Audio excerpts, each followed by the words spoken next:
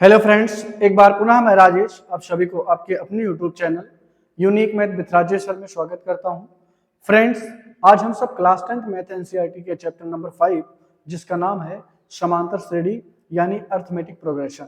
ठीक है फ्रेंड्स, जैसा कि आपको पता है कि इसके पिछले वाले वीडियो में हमने प्रश्न नंबर 9 तक के प्रश्नों पर चर्चा करी थी। आई होप वो वीडियो आपको जरूर अच्छा लगा होगा।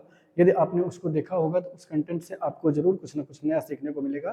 ठीक है फ्रेंड्स, तो उसी उम्मीद से आज हम सब क्लास 10th के एक्सरसाइज 5B प्रश्न नंबर 10 से आगे तक के प्रश्नों पर चर्चा करेंगे। ठीक है फ्रेंड्स, और उम्मीद है आपको जरूर अच्छा लगेगा और आपको अच्छे से जरूर समझ में आएगा। ठीक है फ्रेंड्स, तो प्रश्न नंबर 10 है, कहता है उस समांतर श्रेणी का 31वां पद ज्ञात कीजिए। यानी आपको 31वां पद ज्ञात करना। सबसे पहले आप नोट डाउन कर लीजिए आपको क्या ज्ञात करना, क्या दिया है।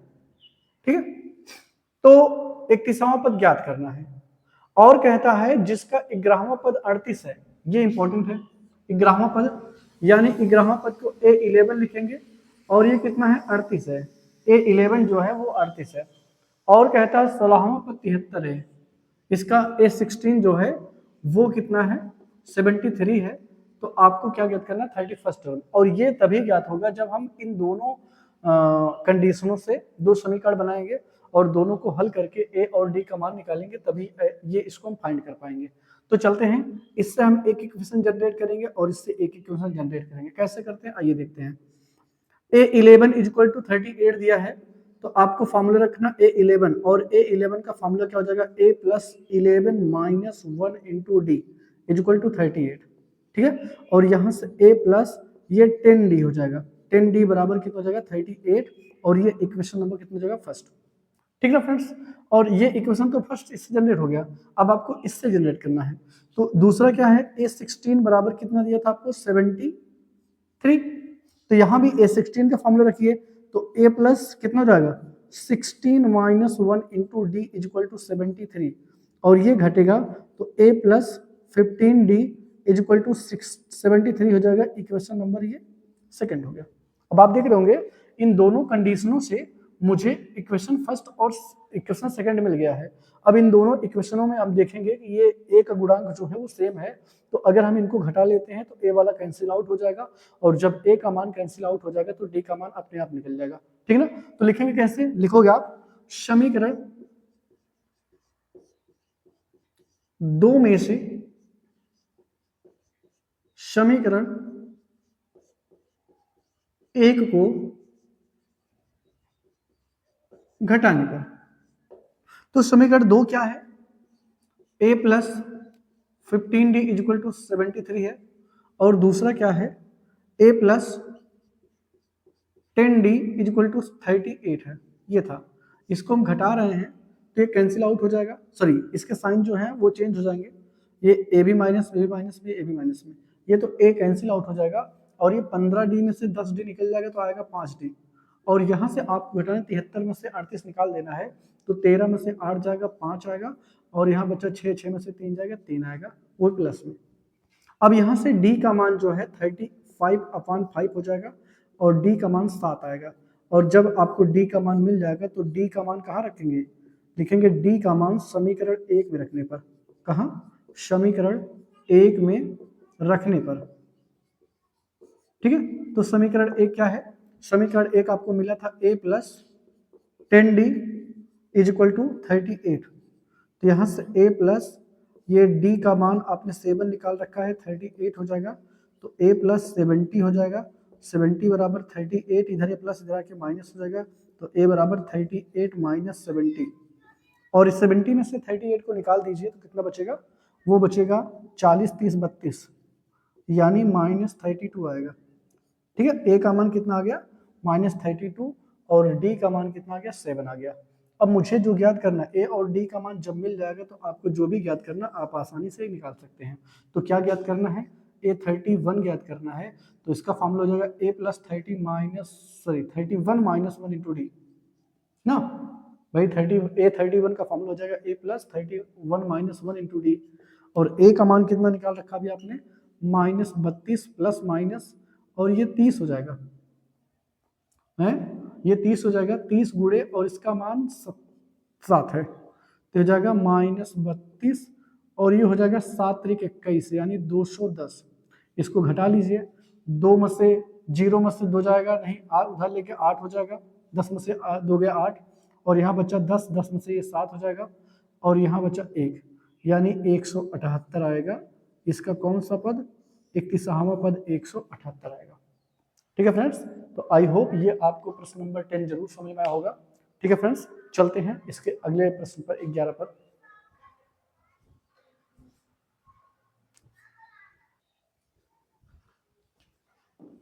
चलते फ्रेंड्स, प्रश्नावली 5B का प्रश्न नंबर 11 है। कहता है किसी समांतर श्रेणी का 17वां पद।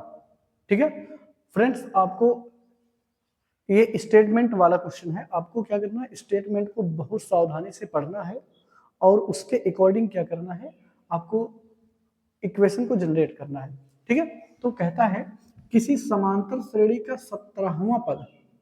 17वां पद का मतलब है A17।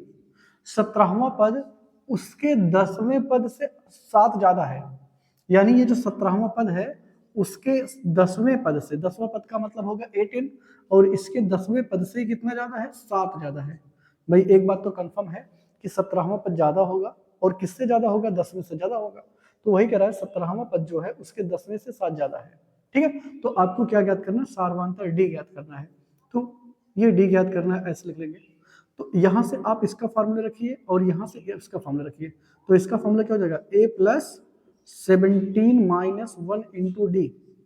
ठीक है, और यहाँ बराबर नीचे बराबर हो जाएगा और A10 का फॉर्मूला हो जाएगा A+10 - 1 × D और ये +7 था तो +7 रहेगा।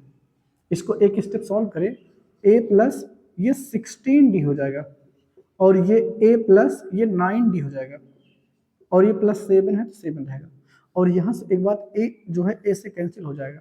ठीक है फ्रेंड्स, तो यहाँ से अगली स्टेप में 16D, इधर ये +D 9D है तो आगे इधर -9D हो जाएगा = 7 और घटाएंगे तो 7D आ जाएगा। 7D बराबर 7 हो जाएगा और यहाँ से D बराबर 7/7 तो D बराबर कितना हो जाएगा? 1।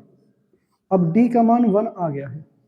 ठीक है, और यही आपको ज्ञात भी करना था कि सार्वधातुक ज्ञात कीजिए। तो आपका सार्वधातुक कितना हो जाएगा फ्रेंड्स?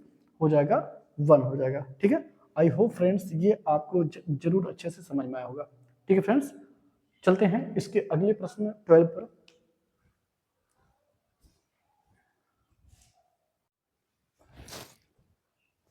चलते हैं फ्रेंड्स, इस प्रश्नावली 5B का प्रश्न नंबर 12 है। कहता है यदि एक समांतर श्रेणी का mवां पद कितना? यमवां पद 1/n है और nवां पद 1/m है तो सिद्ध कीजिए कि mnवां पद 1 होगा और a बराबर इतना होगा। यानी आपको पहले दिया है क्या, उसको नोट करते हैं। ये यमवां पद का मतलब होता है 1/m, सॉरी यमवां पद का मतलब होगा am। ठीक है, तो am बराबर कितना दिया है? 1/n दिया है और क्या दिया है? nवां पद, nवां पद का मतलब an और ये कितना दिया है? 1/m दिया है। प्रूफ क्या करना है? ये आपको सिद्ध करना है कि यमनवां पद, यमनवां पद का मतलब है amn, यमनवां पद का मतलब है amn। तो ये आपको क्या प्रूफ करना है? ये a प्रूफ करना है। ठीक है, और ये भी प्रूफ करना है कि प्रथम पद जो है a बराबर जो है ये 1/mn होगा। ठीक है, ये आपको सिद्ध करना है। ठीक है, सिद्ध करना है। ओके, और ये आपको दिया है तो सबसे पहले हम इन दोनों से क्या करेंगे? इक्वेशन जनरेट करेंगे। तो यहां लिखेंगे am बराबर क्या दिया था? 1/n ना। am जो है mवां पद जो है 1/n है तो mवां पद का मतलब होगा am और ये कितना है? 1/n के बराबर। तो इसका फार्मूला देखते हैं, a+ ये होगा m - 1 × d ना = 1/n। इक्वेशन नंबर फर्स्ट हो जाएगा। ठीक है, फिर से समझे, अगर am है तो m - 1 × d, n होता तो m - 1 × d, p होता तो p - 1 × d, जो भी होगा वही -1 × d होगा। और दूसरा कहता है कि an जो है वो 1/m के बराबर है तो इसका फॉर्मूला होगा a+ n - 1 × d बराबर 1/m। ये होगा इक्वेशन नंबर सेकंड। अब आप क्वेश्चन नंबर फर्स्ट देखिए तो यहाँ भी ए है, यहाँ भी ए है, फर्स्ट और सेकंड में दोनों में ए का गुणांक जो है वो सेम है, तो इसलिए समीकरण 1 में समीकरण 2 को घटा दीजिए। लिखेंगे कैसे? समीकरण 1 में से समीकरण 2 को घटाने पर, तो समीकरण 1 क्या है? समीकरण ये है कि a plus m minus 1 into d is equal to 1/n, ये था। और समीकरण 2 क्या है? a plus n minus 1 into d is equal to 1/m। अब घटाने पे चिन्ह बदल दिया करते हैं तो माइनस माइनस ये भी हो जाएगा, ये तो कट जाएगा, ठीक ना फ्रेंड्स। और इसमें देखिए दोनों में d कॉमन है, यहाँ भी d है यहाँ भी d है, तो d ले लीजिए कॉमन। तो जब d कॉमन लेंगे तो पहले प्लस वाले टर्म को लिखिए, यानी इसके सामने प्लस है तो पहले इसको लिखिए m-1, ठीक है। और इसके सामने माइनस है तो इसका चिन्ह बदल के लिखिएगा, ये है, और इसके सामने माइनस है तो इसका चिन्ह बदल जाएगा -n, और ये +1 हो जाएगा। और यहाँ क्या हो जाएगा? ये प्लस वाले को पहले लिखिए 1/m, माइनस वाले को बाद में लिखिए 1/m। ये पहले इसको लिखा हमने, फिर माइनस लगाया, फिर इसको लिखा, और यहाँ से आपको -1 से +1 कैंसिल हो जाएगा, यानी d बराबर हो जाएगा m-n बराबर, यहाँ भी तिरछा गुणा करें तो m माइनस ये n हो जाएगा बटे में ये m n हो जाएगा, ठीक है।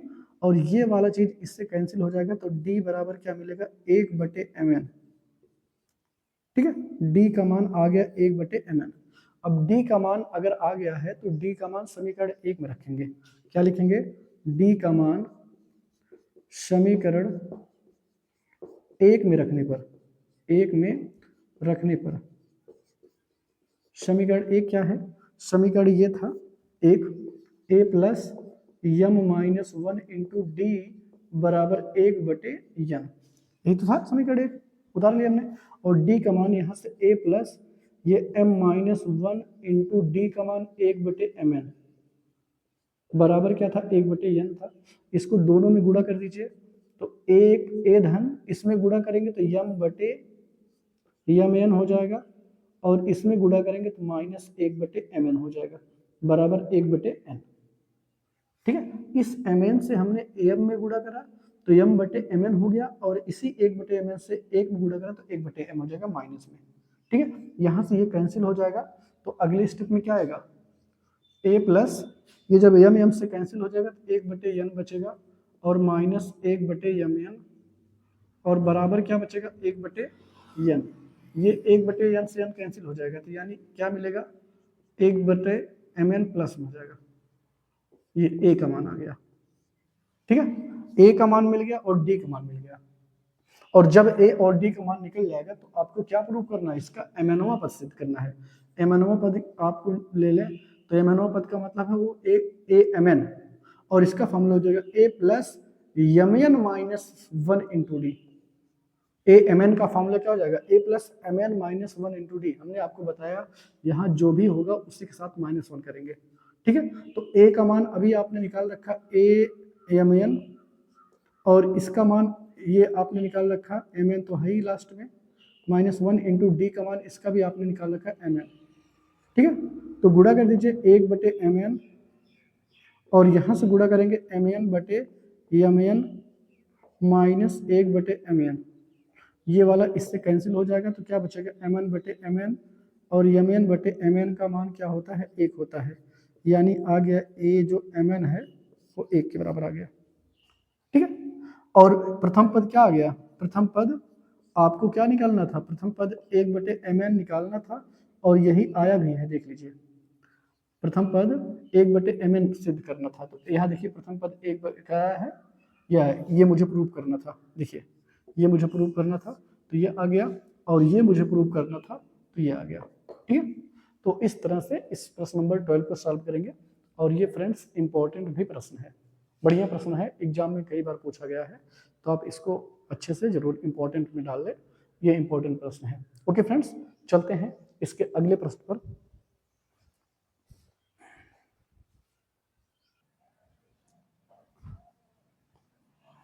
चलते हैं फ्रेंड्स, प्रश्नावली का प्रश्न नंबर 13 है। कहता है यदि किसी समांतर श्रेणी का प्रथम पद ये प्रथम पद है, ए है, प्रथम पद क्या है ए, और अंतिम पद यल हो तो सिद्ध कीजिए आरंभ से आरवें पद और अंत से आरवें पद का जो योग है वो ए प्लस एल होगा। ठीक है फ्रेंड्स, तो थोड़ा सा हम यहाँ मान लेंगे, मानेंगे कैसे, माना समांतर श्रेणी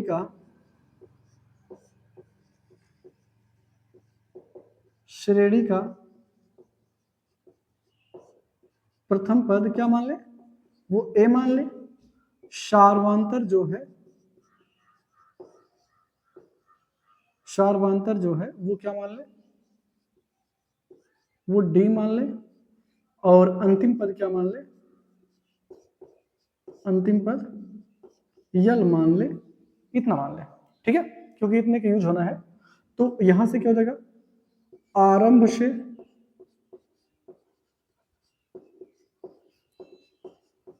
से आरवां पद क्या हो जाएगा, आरंभ से अगर यनवा पद होता तो a plus N minus one into d हो जाता। अगर ये आरंभ से आरवां पद है तो a plus r minus one into d, यानी a प्लस ये हो जाएगा r minus one into d. ठीक है, और अच्छा अंत से बात करें, अंत से आरवां पद की बात करें तो अंत से आरवां पद क्या होता है, l minus r minus one into d होता है। अब योग की बात करें, यहां आपको योग निकालना है, तो योग में क्या हो जाएगा फ्रेंड्स, ये देखिए दोनों सेम है तो ये कट जाएगा, तो यानी आएगा a प्लस एल हो जाएगा, और यही आपको प्रूफ करना है। ठीक है फ्रेंड्स, तो सिंपल था बट है इंपॉर्टेंट। तो आरंभ से आरवां पद हो जाएगा a plus r minus one into d, और अंत से आरवां पद हो जाएगा l minus r minus one into d. तो ये दोनों कैंसिल हो जाएगा, तो a प्लस एल हो जाएगा, और यही आपको प्रूव करना था। ठीक है फ्रेंड्स, आई होप ये प्रश्न नंबर 13 आपको जरूर अच्छे से समझ में होगा। ठीक है फ्रेंड्स, तो चलते हैं इसके अगले प्रश्न पर।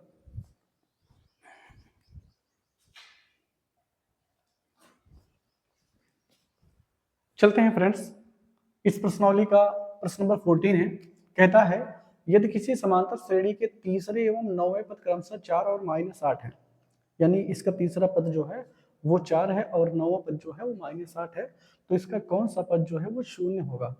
ठीक है, तो सबसे पहले हम नोट कर लेते हैं, इसका कह रहा है तीसरा पद कितना है, वो 4 है, और इसका नौवां पद जो है वो कितना है, -8 है, ये कह रहा है। ठीक है ना, तीसरा पद कितना है, वो 4 है, और नौवां पद जो है वो कितना है, -9 है, तो इसका कौन सा पद शून्य होगा ये पूछ रहा है, n का मान पूछ रहा है। ठीक है ना, तो यहां से सबसे पहले हम ये निकाल लें, इसका कौन सा पद शून्य होगा, तो इसको थोड़ी देर के लिए मान लेते हैं, इसका nवां पद जो है वो शून्य होगा, और n बराबर यहां से आपको ज्ञात करना है। ठीक ना, तो यहां से अगर हम बात करें a3, तो a3 बराबर कितना दिया है, 4 दिया है, और a3 का फॉर्मूला रखें तो 3 - 1 इंटू ये d हो जाएगा बराबर 4, और यहाँ से a प्लस ये 2d बराबर 4, ये इक्वेशन अब इसको फर्स्ट बना ले। और ठीक इसी प्रकार से दूसरा क्या है, a9 दिया है, नौवां पद जो है इसका -8 है, तो इसका फॉर्मूला क्या हो जाएगा, a plus 9 - 1 into d is equal to -8, और यहाँ से घटाएंगे a plus 8d is equal to -8, equation number second हो जाएगा। अब इसी इक्वेशन नंबर फर्स्ट और सेकंड को सॉल्व करना है, यानी आप देख रहे इक्वेशन नंबर फर्स्ट और सेकंड में एक का गुणांक जो है सेम है, तो घटा लीजिए, तो आप कैसे लिखोगे, समीकरण एक में से समीकरण 2 को घटाने पर, ठीक है, घटाने पर, तो घटाएंगे तो क्या हो जाएगा, समीकरण एक क्या है, a प्लस 2d बराबर 4 है, और समीकरण 2 क्या है, a plus 8d is equal to ये समीकरण -4 है। ठीक है, तो यहाँ माइनस माइनस ये हो जाएगा प्लस, क्योंकि घटाने पे सबका चिन्ह बदल जाता है, जो प्लस में होता है वो माइनस में हो जाता है, जो माइनस में होता है वो प्लस में हो जाता है, तो ये कट जाएगा, ए से कट जाएगा, और ये घटेगा, तो 8 में से 2 निकल जाएगा तो -6d आएगा, और ये जुड़ जाएगा, 8 और 4 मिलके 12 हो जाएगा, और यहाँ से d बराबर निकालेंगे तो 12 बटे कितना आएगा, 12 बटे -6, और d बराबर आएगा -2, और जब d का मान -2 आ जाएगा तो d का मान समीकरण 1 में रख के a का मान निकाल लीजिए, तो आप लिखेंगे d का मान कहाँ रखने पर? समीकरण 1 में रखने पर। समीकरण 1 में रखने पर समीकरण 1 क्या है? समीकरण 1 है कि a प्लस 2d बराबर कितना था? 4। तो यहाँ से a प्लस 2 इंटू डी का मतलब -2 है, बराबर कितना? 4। तो a -4 हो जाएगा बराबर 4। इधर ये माइनस इधर आके प्लस, यानी a बराबर 4 + 4 हो जाएगा और a का मान आएगा 8। ठीक है फ्रेंड्स, तो a का भी मान मिल गया, डी का भी मान मिल गया, ए का भी मान मिल गया। अब पूछ रहा था कौन सा पद शून्य होगा, तो इसको हमने मान रखा था कि माना एनवा पद जो है उसका शून्य होगा। तो एन का फॉर्मूला दीजिए, A plus N minus 1 into D बराबर 0। ए का मान अभी आपने निकाला 8 धन डी का मान अभी आपने निकाला कितना? -2 बराबर कितना? 0। तो n माइनस 1 इंटू -2 और इधर ये जाएगा तो माइनस में भी आएगा क्योंकि इधर प्लस इधर माइनस हो गया, तो इधर ये गुणा इधर आके भाग हो जाएगा। तो यानी n-1 बराबर हो जाएगा -8/-2। तो n-1 बराबर हो जाएगा 4। तो इधर ये प्लस इधर ये माइनस तरह के प्लस हो जाएगा, 4 + 1 यानी n बराबर 5।